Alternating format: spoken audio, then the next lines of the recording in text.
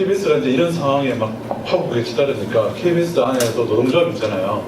거기서 총회가 열렸어요. 그래가지고 기자들이 울면서 보혜성사를 해요. 그 장면을 우리가 확보를 해가지고 방송을 한 적이 있습니다. 그걸 보시면은 조금 전에 김시공 국장이 얘기했던 거랑 이렇게 비교를 하시면 이해가 좀 되실 거예요.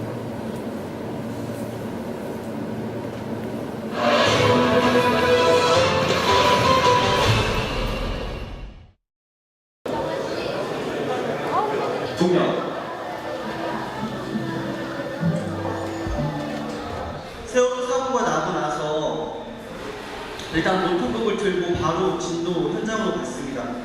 그리고 사고 해역에 도착하자마자 첫날부터 나흘 동안 배를 타고 있었고, 현장에서 저희가 느낀 거는 유가족들이 처음에 도착했을 때까지만 해도 팽목항에는 점심도 거기서 해결하고 가족들이랑 같이 육개장도 먹고 저희도 밥을 먹어야 되니까, 근데 시간이 지날수록 저희가 팽목항에 갈 수가 없는 거예요.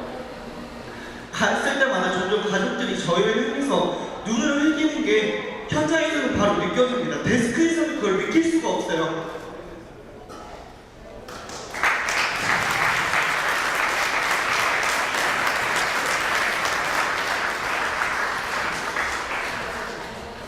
저희는 그 가족들의 목소리를 충분히 담지 못했고, 구조 작업이 지지부진하다고 가족들이 그렇게 얘기를 하면 당연히 가족들의 의견을 받아서 팩트 취재를 한 다음에 뉴스를 내보내는 게 사실이라고 생각하는데, 가족들이 격앙돼 있으니까 그 얘기는 온전히 받을 수 없다.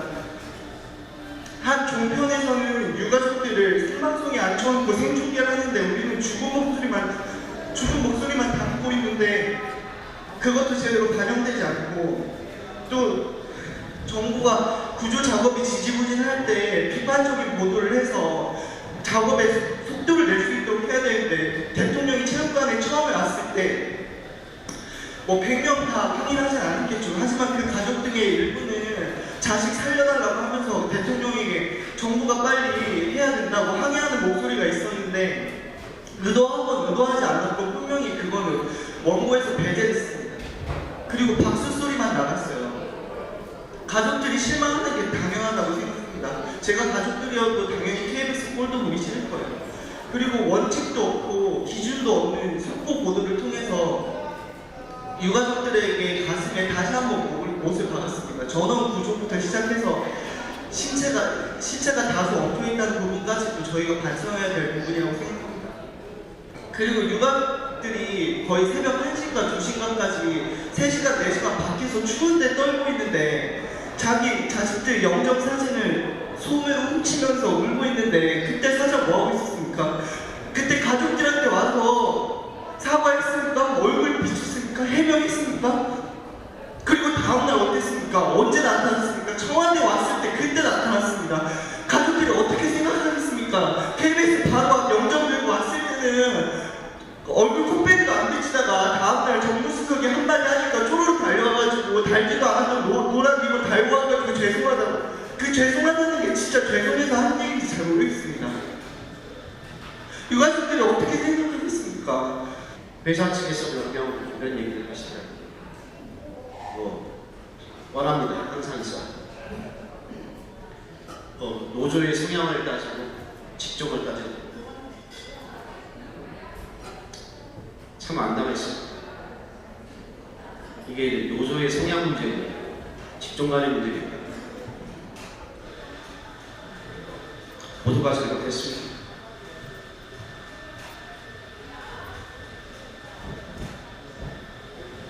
그렇다고 보도의 문제입니까?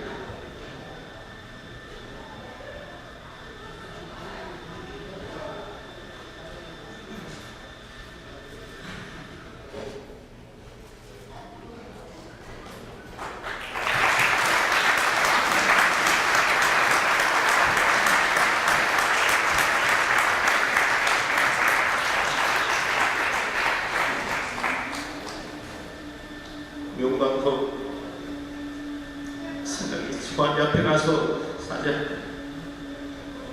청와대 정무수석 말 한마디에 며칠에 7개 보도만의 문제입니까? 직종만의 문제입니까?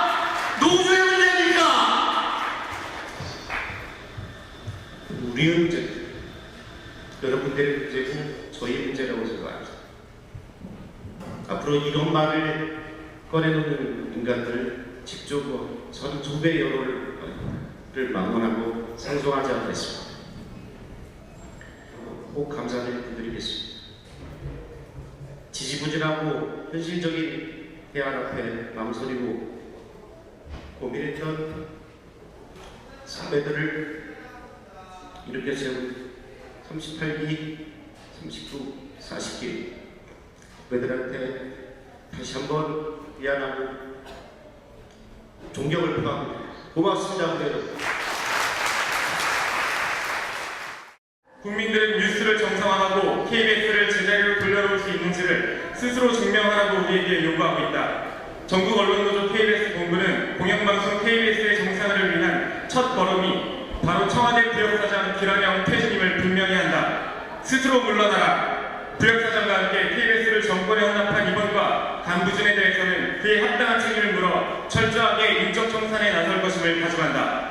대국민 사죄와 사퇴를 거부할 경우 기란영 사장을 더 이상 사장으로 인정하지 않고 총파업을 통해서라도 청와대 부역사장을 반드시 퇴진시킬 것임을 천명한다. 이 모든 책임이 기란영 사장의 배후에서 방송장악에 열을 올린 박근혜 대통령에게 있다는 점을 분명히 하고 반드시 실판할 것이다. 2014년 5월 14일 전국 언론노조와 KBS 본부 조합원 활동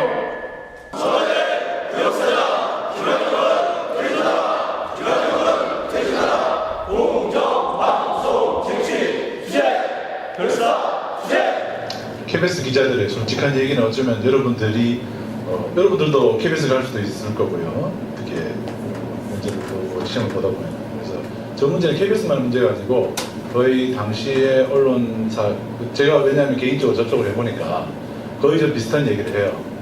그러니까 권력의 눈치 보고 그리고 계속 국민들 눈을 다른 데로 돌리기 위해서 간부들이 계속 뭔가를 시도를 하고 있는 걸 계속 그 현장에 이제 느끼는 거예요. 아까 뭐 제가 어느 언론사를 실제로 못했지만 상당수 언론들이 거의 그런 식이었어요. 그래서 뉴스타파가 원래는 일주일에 2번만 방송하는데 이때는 매일 방송했어요. 왜냐면 보도 수요가 너무 많아지는 거예요. 왜냐면 우리가 뉴스를 이렇게 보다 보면 저거 왜 보도 안 하지? 이런 게 너무 많은 거예요. 그러니까 또 다음날 보도하게 되고 계속 그렇게 해서 뭐 우리가 한 2달간 거의 그러기 상태로 이제 요거는 제가 뭐 좀 지역적인 부분이긴 한데 나중에 이제 그 국정조사 이렇게 막 시작을 하잖아요. 그때 여러분들 아까 얘기 들으셨죠? 뭐 공기를 어디 에어포켓에 넣고 뭐 이런 얘기 들었잖아요. 공기가 있고 이런 얘기 들었는데 근데 갑자기 어색해지면서 그 공기 주입을 실제로는 안 한 거랑 마찬가지예요. 한번 들어보신 여러분들 아까 조류보다 더 기가 막혀서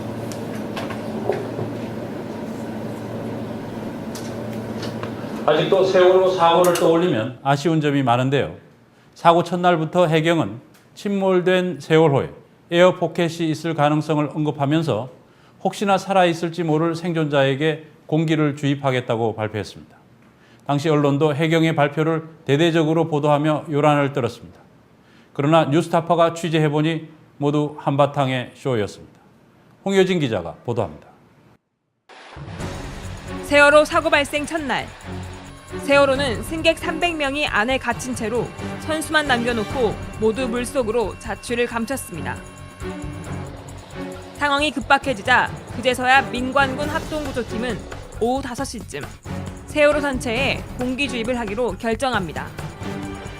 공기를 주입하면 선체에 남아있는 승객들의 생존 가능성을 높이고 또 선체의 침몰을 지연시켜 구조를 쉽게 할 수 있을 것이라는 게 민관군 합동구조팀의 판단이었습니다. 그러나 사고 첫날 오후 5시에 결정된 공기 주입 작업은 24시간이 지난 다음 날까지도 시작도 되지 못했습니다. 그 시각까지 공기 주입을 위한 장비가 팽목항에 도착하지 않았기 때문입니다. 비슷한 시각, 진도체육관을 방문한 박근혜 대통령도 공기 주입이 왜 이뤄지지 않고 있는지 의문을 표시했습니다.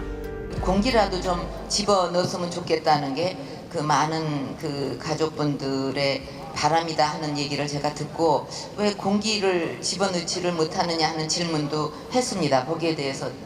예, 공기를 집어 넣으려면 기본적으로 공기를 집어넣기 위한 진로가 확보가 되어야 됩니다. 결국 공기 주입은 대통령이 진도를 방문하고 난 다음 날인 4월 18일 오전 11시 19분에야 시작될 수 있었습니다. 민관군 합동구조팀이 공기를 선체에 주입하기로 결정한 지 무려 40여 시간이 지나고 나서야 실제 공기 주입이 시작된 것입니다. 그렇다면 왜 이렇게 공기 주입 작업이 지연됐던 것일까? 해경에는 공기 압축기가 없었기 때문입니다.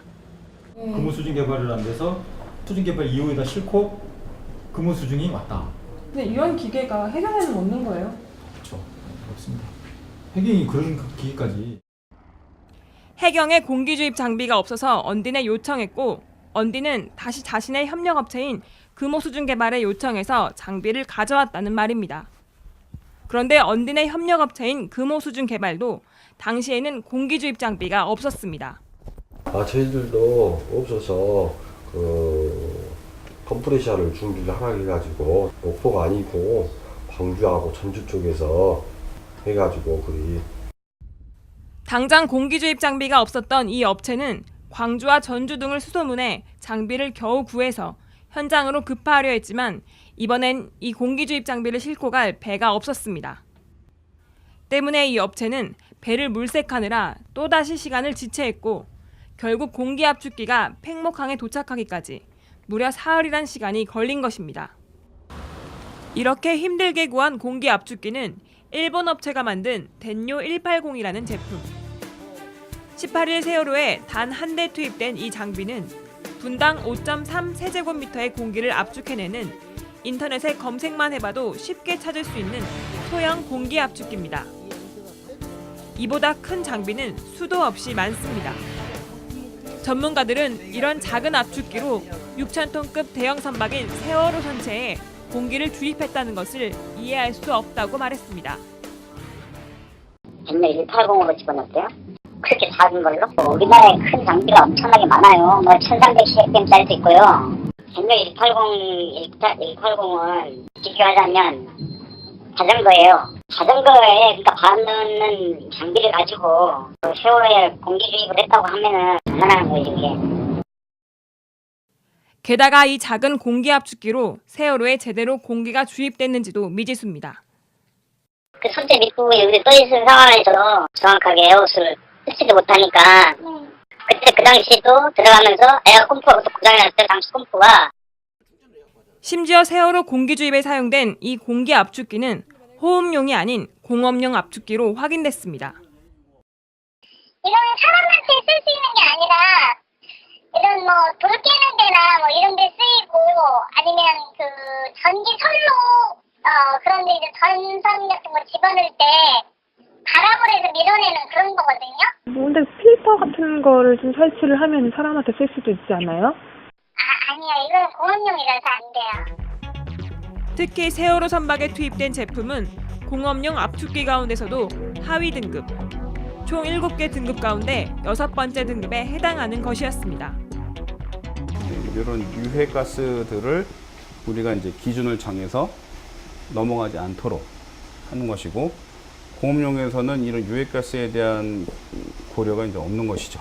지금 거기 사고 현장에는 전기가 안 들어와서 아마 엔진 기동으로 갔을 텐데, 이 엔진에서 나오는 매연이 만약에 압축기 쪽으로 재흡입돼서 만약에 이 포켓으로 만약 들어갔었다면 자동차 매연이 압축되는 꼴과 마찬가지이기 되기 때문에 만약에 이 경우가 발생된다면 매우 위험했다고 볼 수가 있죠. 결국 현실적으로 선체도 부양할 수 없고 호흡하기도 어려운 작은 공업용 공기 압축기 한 대를 투입하느라 무려 정부는 70여 시간의 골든타임을 허비해버린 것입니다. 어떤 판단으로 그때 시간을 그만큼을 골든타임 때 소비를 하면서 그 장비를 투입한 거였는가에 대한 명확한 입장이 듣고 싶은 겁니다. 그러니까 그 입장이라는 게 그렇게 긴급한 상황에서 그런 판단하에 그게 우선으로 판단됐기 때문에 그렇게 했다는 것을 말씀드렸잖아요. 이런 정부를 믿고 당시 실종자 가족들은 잠시나마 환호했고 금방 들어온 소식인데 이 시각부터 공기가 주입되기 시작을 했습니다. 언론은 정부의 공기 주입 성공 소식을 아무런 검증 없이 대대적으로 보도하며 마치 당장이라도 생존자를 구조할 수 있을 것처럼 요란을 떨었습니다.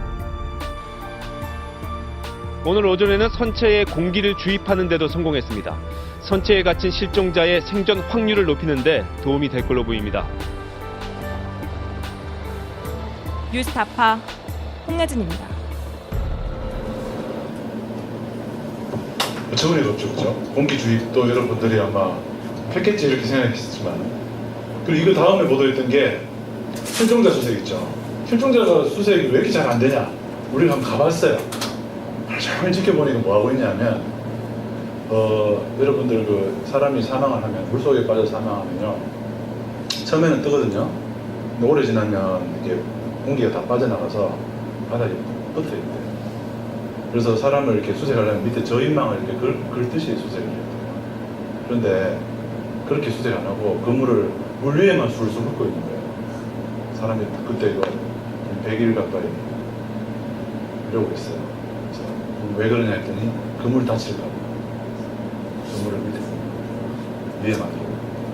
그러니까 사람이 실종자 수색이 안 되는 거예요. 왜 이렇게 안 나오지? 맨날 그랬잖아요. 그런 거예요. 그러니까 실제로 언론을 통해서 접하는 실상과 실제 현장에서 보는 느낌은 너무 다른 거예요. 근데 이런 상황이 늘 이렇지는 않겠지만 상당히 민감한 부분에 있어서는 너무 극명하게 차이가 납니다. 계속. 그런 것들이 세월호 국면에서는 정말 극대화됐다고 볼 수 있죠. 평소에도 좀 그런 부분이 있었는데, 뭐 언론이 뭐 100% 거짓말한다? 뭐 그렇게 보지는 않습니다. 저도 언론에 있었지. 되게 민감한 상황에서 딱 있었을 때 그 부분에서 보도를 합니다. 광주에서 사람들이 막 학살되고 있는 상황, 정부군에 의해서 학살되고 있는 상황이 아무데도, 저도 80년에 어린이였지만 본 기억이 없어, 들은 기억이 없어. 87년에 듣게 됐죠. 민주화. 뉴스타파 그래서 그걸 확보했어요. 여러분 지금까지 못 보신 영상이 있습니다. 뭐냐면 사고 첫날 밤에 구조를 우리가 문서로만 계속 했잖아요. 신중이라 잠수사가 뭐 안 들어가고 그 밤에 찍은 영상을 확보를 했어요. 누가 찍었냐? MBC가 찍은 방송 카메라가 촬영하고도 안 찍은 영상을 뉴스타파가 확보를 했어요. 그래서 그거 가지고 세월호 골든타임 누가 없었다라는 골든타임 72시간 동안에 있었던 우리가 갖고 있는 미공개 영상들을 다 오픈을 했습니다. 그래서 이게 그때 나레이션을 박혜진 씨가 맡았습니다. MBC 아나운서였던 박혜진 아나운서가 지난 5월에 퇴직을 하고 뉴스타파에서 프리랜서 자격으로 참여했습니다.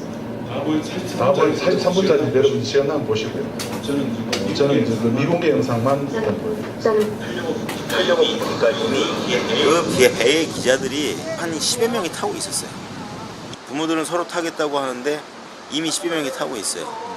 안 그래도 그날 오후에 전원 구조라는 오고 열심히 구조 작업을 하고 있다고 하는 보도들을 접했다가 그게 다 거짓말이라는 것을 알고 나서 굉장히 분노하고 있던 상황이었거든요. 그래서 기자들을 다 내리라고 그랬습니다. 이 중에 정말로 보도를 제대로 할 자신 있는 기자만 타라. 그런데 희한하게 다 머뭇거려요. 하지만 그때까지도 언론에 대한 믿음을 놓지는 않았다. 그래서 반드시 현장 상황을 보도한다는 약속을 받고 방송과 사진기자 1명씩을 배에 태웠다. 사고 해역의 물살은 고요했다. 하지만 어떠한 구조 작업도 이루어지지 않고 있었다. 이 현장 사진이 촬영된 시각은 밤 10시 52분. 물살은 어땠나요? 우선 지금 여러분들이 조명탄에 보이죠, 그렇죠? 여기 이제 전체를 보면 어떻게 나오냐면 방송사나 언론사 기자들이 접근하니까 조명탄을 터뜨리기 시작해요. 원래는 안 터뜨리고 있었어요. 아무것도 안 하고 있어요. 아무것도 안 하고 있었고 아무도 없었어요. 4월 16일 사고 첫날 세월호 주변에는 아무도 없었어요. 그 장면이 지금 보십시오. 굉장히 잔잔했죠. 그냥 아주 잔잔한 호수 그런 상황이었어요.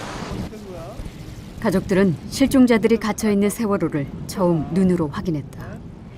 이들은 사랑하는 이들이 아직 살아있을 것이란 믿음을 버리지 않았다.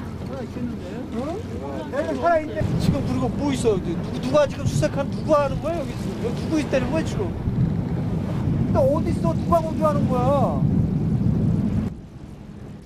바다는 잔잔했지만 세월호 주변에는 구조 선박을 찾아볼 수 없었다. 아이들이 갇힌 세월호 선미가 지척에 보이는데도 부모들은 이들에게 아무것도 해줄 수가 없었다. 잘 찍어요. 이게 봐요. 여기 누가 바다가 있어요? 이렇게 보세요. 잔잔한데 어떤 사람이 여기 배 지금 피나다. 정말 파도는커녕 그냥 물결도 하나 없이 잔잔한 그런 바다였는데 아무것도 안 해요. 저게 구조하는 거냐고. 접근하는 해경 단정에 제발 구조를 해달라고 호소해 보지만 해경은 아무런 대답도 하지 않았다. 구조를 해야 될 거 아니냐고. 아니 사람이 살아있다고요. 이러라고 이 새끼야. 사람이 살아있다고 가뚝이 왔대. 빨리 구해줘 좀. 오히려 해경 단정은 세월호를 중심으로 주변을 돌기 시작했다. 배가 세월호 주변을 선회한다는 것은 세월호 옆에서 수중 수색 작업이 진행되지 않고 있다는 것을 의미한다. 잠수부가 스크류에 휘말릴 위험이 있기 때문이다. 그냥 돌아요. 그래서 우리 부모들이 여보세요? 막 소리를 치고 경찰 난리를 관계자! 쳤죠. 뭐 하는 거냐. 빨리 들어가야지. 그런데 대답도 없고. 그래서 악을 쓰고 막 울고 불고 하다가 보니까 저쪽에 아주 큰 데가 한 대 정박을 해 있더라고요. 이 배는 해경 지휘함 3009함. 승선을 요청했지만 거부당했다. 배에 가서 작업하는 인원 있어요? 있어요? 잠수부 준비하는 거야. 가족들이 애타게 불렀지만 아무런 답도 없었다. 뭐라고? 아 시간이 어딨어? 야 지금 시간이 문제야. 가족이 빠져나가 그렇게 말해. 빨리 가 빨리. 막 소리를 쳤죠. 왜 아무것도 안 하고 있냐, 뭐 하고 있는 거냐, 왜 저 단정들은 빙빙 돌기만 하냐, 왜 잠수 안 하냐. 힘든 건 알지만 좀 해줄 건 좀 해야 되는 거 아니에요 이거. 지금 아무도 안 하고 있으면 어떡해요. 혼자가 있어요. 오빠 미쳤어.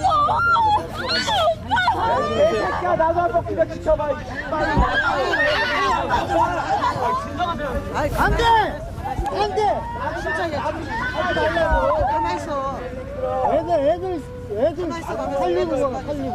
수신이랑 제발요. 애들 안심하게. 한 사람이라도 살려주세요. 애들 안심하게 가서 수신을 좀 하라고. 빨리. 더 개나오네. 그런데 지금 잠수부커녕 여기 배 안에 생존자가 있다고. 잔잔해. 배 구조 안 해. 뭐 만지면서 작업도 안 배 안에 생존자 있다고 카톡이 왔다고.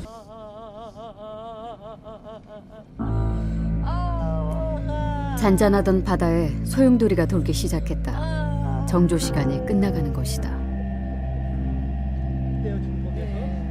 물살은 점점 빨라지고 호수 같던 맹골 수도는 성난 강처럼 흘렀다. 가족들이 침몰 현장에 도착한 그 시간, 잠수하기에 좋은 정조 시간이 그대로 지나가 버린 것이다. 해경이 입수한 것으로 기록된 시간. 하지만 현장에서 수중 구조 작업은 볼 수 없었다. 세월호 주변을 선회하던 해경 단정에서 해경 구조대원 2명이 세월호에 오른다. 하지만 그들이 한 일은 뒤집힌 배 아래쪽을 두드리는 것뿐이었다. 살아있다면 응답하라는 것이었다. 이것이 침몰 첫날 밤 해경이 벌인 구조작전의 전부였다. 이게 이제 이런 상황인데 실제로 여러분들이 TV를 통해서 본 거는 막 아주 입체작전, 전 육해공군이 다 절로 가 있는 것 같은 느낌. 그렇게 본 거죠. 그러니까 사실은 그 당사자들은 가슴을 치고 오시고 그냥 솔직하게 언론들이 지금 보고 온 거잖아요. 지금 MBC 카메라예요. 자기들 보고 왔으면서 저거를 촬영을 했으면 그렇게 그대로 했었어야죠.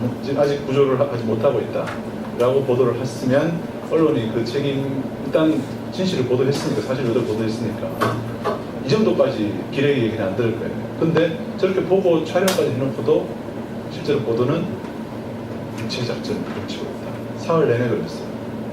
그래서 뉴스타파가 이틀째 그 방송이 나가면 사고 이틀째 첫날에 취재했던 게 이틀째 나가면서 뉴스타파가 주목을 끌게 됐다. 그렇죠. 실제로 그렇지 않았다는 거죠. 그리고 이제 요거는 지금 이제 그 유민 아빠 얘기 많이 들으셨죠. 김정은 씨 40일째, 어제가 40일째. 이게 이제 수사권, 기소권 얘기가 자꾸 나와요. 그래서 이 얘기가 자꾸 나오느냐. 그 1분짜리 영상을 하나 만들어보세요.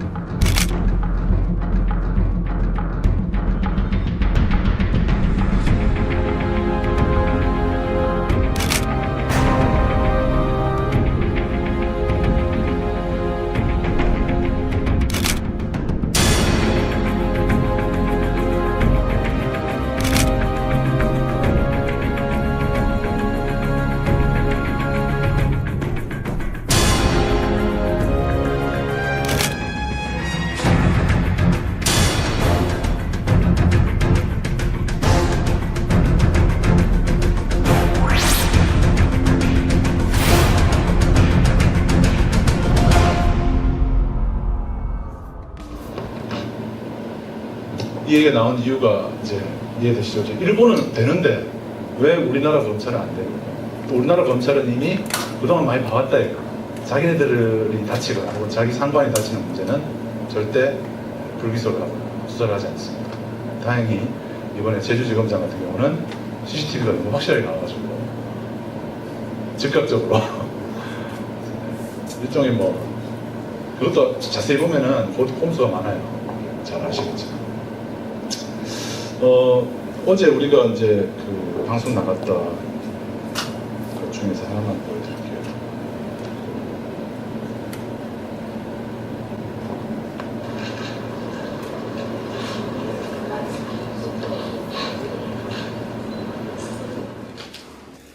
유가족 여러분, 우리 새누리당은 책임 있는 여당으로서 우리가 할 수 있는 최대한의 양보를 한 것입니다. 최대한의 양보를 한 것입니다.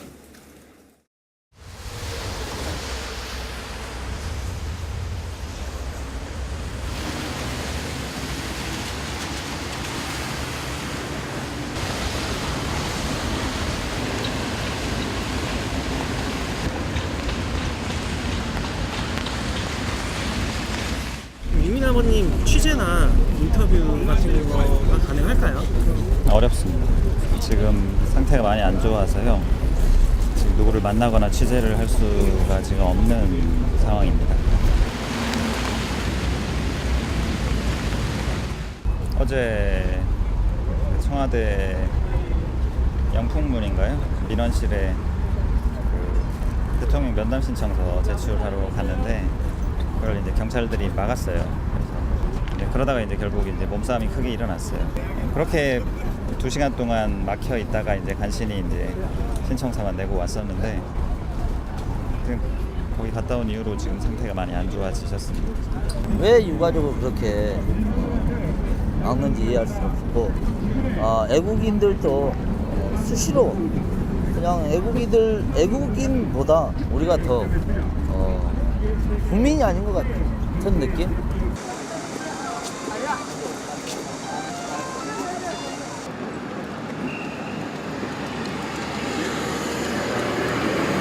대통령이 그랬잖아요. 면담 언제든지 오고, 진상조사해서 밝혀야 된다고. 그럼 눈물은 뭐예요, 그럼? 더러운 눈물이죠, 더러운 눈물.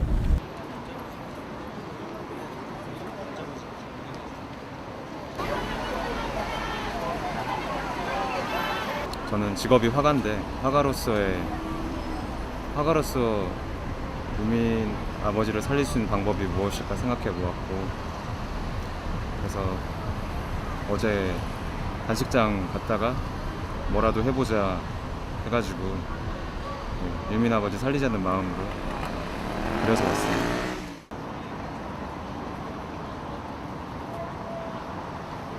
하루 정도 하는 거는 뭐 유민이 아빠가 하신 거에 비하면 아무것도 아니죠. 아버지로서 마지막 의지잖아요. 그러니까 그 의지를 꺾을 생각은 없는데 그건 정부밖에 해줄 수 없고요. 저희는 정부가 정말 돌아서 주기를 바랄 뿐이에요.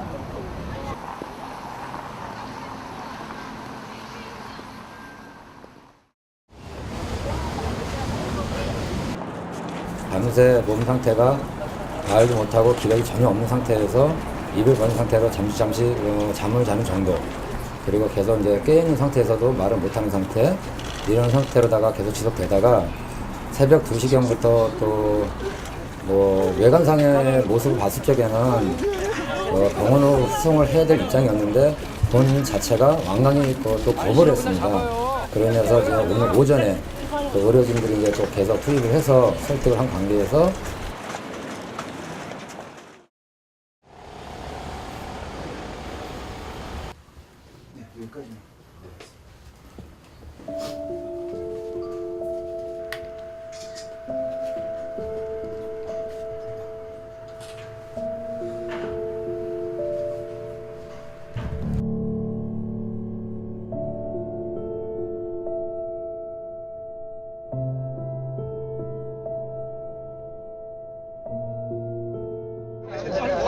앉으세요. 앉으세요. 앉으세요.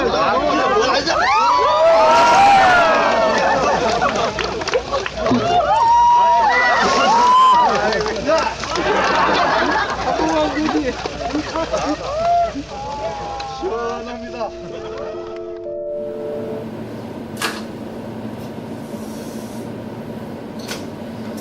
예, 하여튼 오늘 제가 준비한 이야기는 뭐 사실 동영상과 함께 보여드렸습니다. 처음에 시작 때부터 지금까지 보시면서 이제 오늘 너무 화가 납니다. 우리도 뭐 많이 울었고 세월호 상황을 보면서 대한민국에 처음에는 우리가 정부가 있는가 울었는데 국가가 있는가 이런 생각을 하면서 만들어져요. 그리고 지금 김영호라는 어떤 한 아버지, 딸의 아버지죠. 그 아버지가 홀로 외로이 투쟁하고 있습니다. 물론 이제 그 주변에 많은 시민들이 참여를 하고 있지만 저 길은 저분 지금 혼자 걷고 있는 길이에요. 사실 이제 저분도 처음에 우리가 저분을 4월 20일에 처음 만나 뵀는데 저 정도는 아니었어요. 저분은 되게 딸을 잃어버린 분인데도 되게 평화적으로 얘기를 하는 거예요. 되게 시위가 과격해서는 안 되고 우리 경찰들 제지하지 말자, 참여하자 이렇게 사람들을 다독이던 사람들이었어요. 근데 많은 그 시민들, 그 가족들이 같이 단식을 시작하면서 지금 자기 혼자서 다 포기하고 혼자 남았어요. 단식. 동조 단식하는 분도 좀 있긴 한데 김장군 가족. 그래서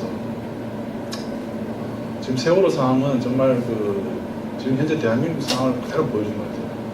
뉴스타파는 99%를 위한 독립언론이라고 하는 그 캐치프레이즈를 걸고 있어요. 대한민국의 99%가 현재 어떤 상황에 처해져 있는지를 세월호 상황이 너무나 잘 보여주고 있어요. 어떤 사람은 그걸 느낀 사람이 있을 테고 세월호 가족들처럼, 어떤 사람은 그걸 느끼지 못한 상태로 그 시점이 뭐 죽기 전에 올 수도 있고 안 올 수도 있지만 느끼는 거예요.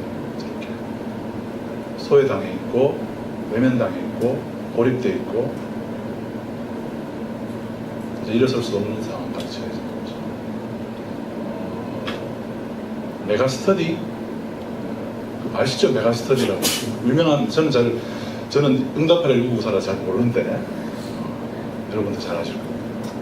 거기 원장인가요? 그 대표께서 그만두시면서 한 말씀 하셨다죠. 공부 열심히 해서 기득권에, 정확한 제가 워딩은 잘 기억이 안 납니다. 기득권의 한 부속품이 될 뿐이다. 이런 표현을 했던 걸 간접적으로 들었습니다. 이게 철저히 지금 우리 언론인들은 현재 저런 상황이 있을 거라는 게 놀랍지도 않아요. 사실은 저런 것들이 이미 고착화되어 있고 대한민국의 기득권의 그 벽이 고착화되어 있고, 이건 대한민국 문제가 아니고 전 세계적으로 불로소득을 하는 그리고 어마어마한 자산을 가지고 끊임없이 사람들로부터 사람들의 노동과 돈을 합법적으로 빼앗는 그런 1% 기득권이 공고히 되어 있는 상태에서는 99%는 계속 어렵게 사는 거예요. 죽을 때까지. 근데 심지어 저런 비극적인 상황에 노출됐을 때도 도움을 받지 못하는 거예요. 의료민영화 여러분들 뭐 간접적으로 들으셨겠지만 결국에는 많은 비용을 내고 병원을 다녀야 돼요. 그래서 아파도 병원 못 가게 되고 결국 집에서 아픈 채로 죽어야 되는 이런 비극적인 상황에 곧 닥쳐 있어요. 그래서 뉴스타파가 현재 우리가 할 수 있는 건 그런 것 같아요. 우리가 뭐 단식을 이렇게 할 수도 없고 우리는 진실을 할 수밖에 없어요. 그래서 국민들이 그 정보를 정확하게 받아서 국민들이 현재 정부를 선택할 수 있는 권한을 현재 법적으로 갖고 있잖아요. 비록 자주 오진 않지만 그래서 그때만큼이라도 투표를 한다거나 혹은 시위를 한다거나 하는 형태로 국민들이 자기 주권을 행사할 수 있는 방법이 있어요. 그래서 국민들이 스스로 자기를 보호할 수 있기 위해서는 정보를 알아야 되잖아요. 무슨 일이 있었는지. 예를 들면 세월호가 침몰했을 때 내 친구 혹은 내 아이가 물속에 빠져 있을 때 정부가 보고 있었다.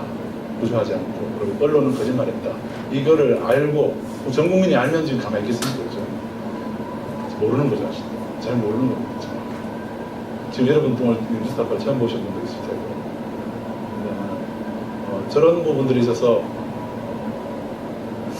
혼자만의 뭔가 할 수 있는 게 뭔가 근데 참 우리 언론인들도 다 그런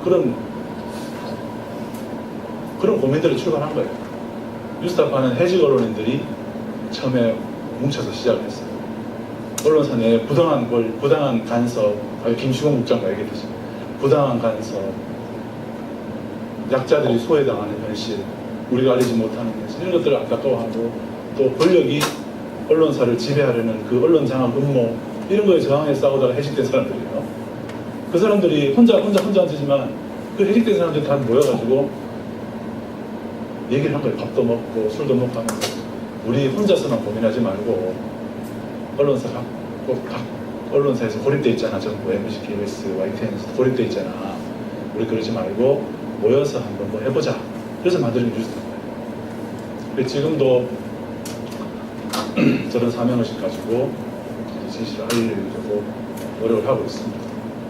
그래서 요즘도 보면 대학생들이 뭐 1명, 2명 하루에 찾아오세요. 뉴스타파에서 일하고 싶다고. 어제는 어떤 분이 찾아오셨어요. 저 전공이 물리치료 쪽인데 월급을 받지 않겠다. 그리고 뉴스타파 직원들 안마해주겠다. 그것만 하겠다고. 청소하고. 그럴 수는 없죠, 당연히. 그래서 제가 언론사 입사하는 방법에 대해서 쭉 알려주면서 이렇게 하면 입사하실 수 있는데 이렇게 하면은 자칫 당신이 또 이렇게 될 수도 있고 또 우리 같은 고민에 결국 봉착할 수 있다. 그래서 스스로 미디어 한번 해보는 것도 방법이다. 그러니까 그냥 물리치료 자기 전공을 살려서 물리치료 하면서 또 스스로 언론이 되는 방법도 있어요. 미디어 공부나 1인 미디어도 많잖아요.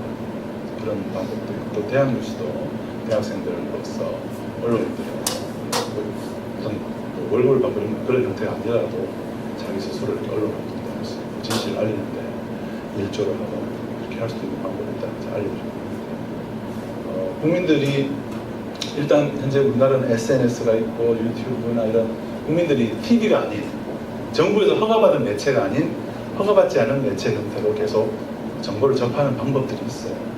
그래서 그런 형태로라도 어쨌든지 진실을 알리려는 노력을 또 해야 된다. 그리고 뉴스타파는 어쩌면은 제가 처음에 얘기했듯이 탐사보도잖아요. 탐사보도는 물 위에 떠 있는 걸 이렇게 주워 담는 게 아니에요. 물 속에 들어가는 거예요. 말을 하잖아요. 눈에 보이는 걸 취재하는 게 아니고 눈에 안 보이는 그 저간에 흘러가 있는 맥락을 짚어냅니다. 그러기 위해서는 많은 데이터를 수집하고 어쩌면 많은 위험도 감수를 하죠. 뉴스타파가 가장 집중해서 보도하는 주제 중에 하나는 세월호도 있지만 더 집중해서 또 상당히 지속적으로 보도하는 주제 타겟은 국정원입니다. 대한민국에서 국정원은 무소불위의 권력. 검찰도 뭐 대단하지만 사실 국정원하고 검찰하고 붙으면 검찰이 깨집니다. 왜냐? 국정원은 대통령 직속기구. 여러분들 국정원에 대해서 뭐 국정원을 입사하고 싶은 사람도 있겠지만 있을지도 모르지만 국정원은 뭐 거기 뭐 밑에 직원들이야 뭐 알겠습니다. 시기들 하죠.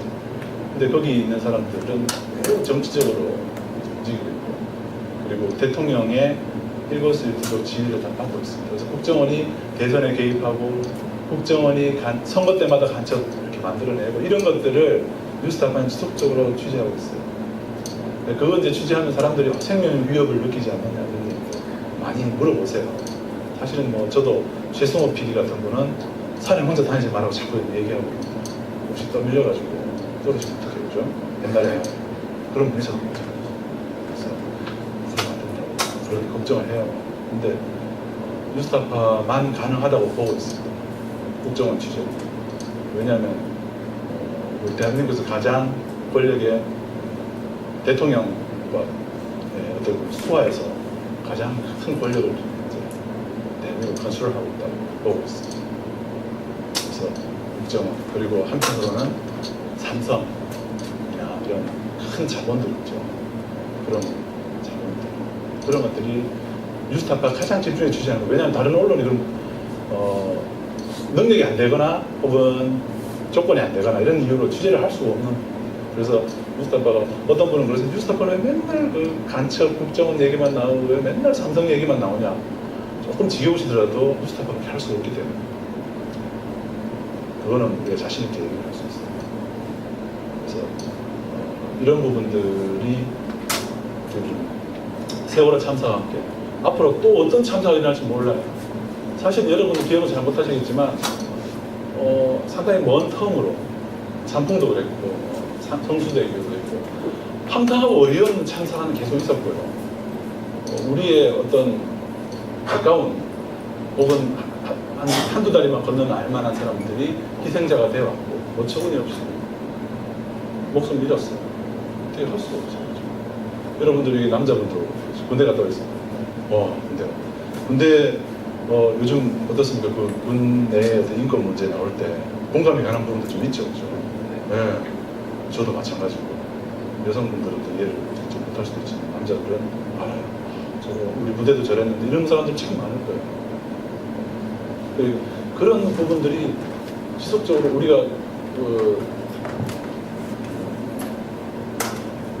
혹시 시간 되시면 5분만 더 하나 보여드려도 되나요? 영상 하나. 김진영 PD 아시죠? 지식 채널 E는 아시죠?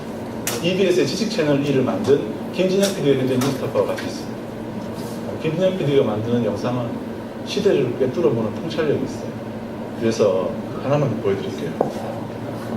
우리는 왜 저항하지 않는가?